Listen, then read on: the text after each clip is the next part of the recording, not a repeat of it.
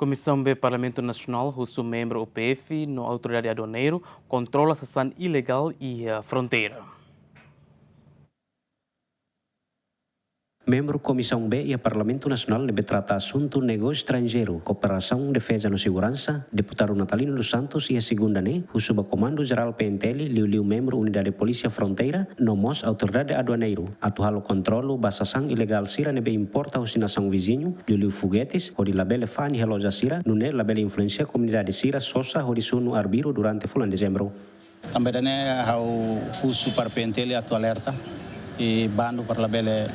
fang arbirudit e tambah wari kata buatnya los de ema fang nara arbirudit tem que a los ane be apropriado tem que a licença makbel fang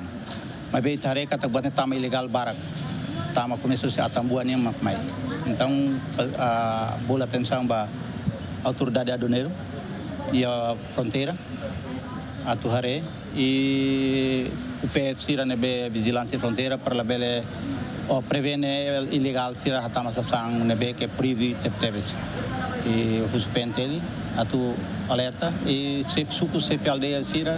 atu halo sensibilização ba comunidade sira liliu ina aman sira atu avisa para wan sira labele utiliza sasang. Hatamba preocupação vice-ministro assunto parlamentar aderitu hateten sasang kontrabando sira nebe consegue tamamai Timor-Leste no fan e mercadoria tamba fraqueza e controlo tamba a parte se hatoba ministério relevante no comando PNTL o de belehadia dia cliutan mecanismo controlo sasang e a fronteira. Em princípio, e a regra anterior nem bando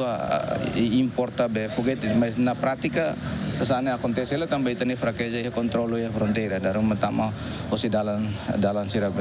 dalan ilegal sir negala, então fora o tem controle. Então também maka a senti preocupação pública em geral e se continua envia para Ministério Interior, hamuto o comando PNTL atau